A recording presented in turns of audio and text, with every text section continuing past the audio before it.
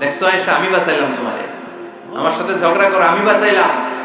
এই কথা শুনে আম্মা জান আয়েশা রাদিয়াল্লাহু তাআলা লজ্জায় পড়ে হেসে দিলেন। সুবহানাল্লাহ পড়বেন না? লজ্জায় হেসে দিলেন। বিষ্ণু ইসলাম এবার হেসে দিলেন।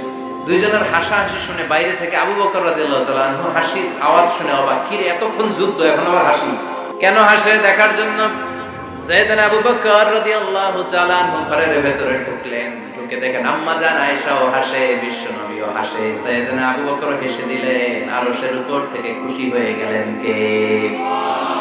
এবার সাইয়েদনা আবু বকর বলেন, ইয়া রাসূলুল্লাহ, ইয়া হাবিবাল্লাহ, আশরিকানি ফি সিলমিকুমা কামা আশরাকতুমানি ফি হারবিকুমা। নবী গো, আপনাদের দুইজনের মধ্যে যুদ্ধ লাগলে যেমনি মিটমাট করার জন্য আপনি আমারে ডাকেন, আপনাদের এই আনন্দ ঘন মুহূর্তগুলোতে শরীক হওয়ার জন্য মাঝে মাঝে আমারে ডাকেন।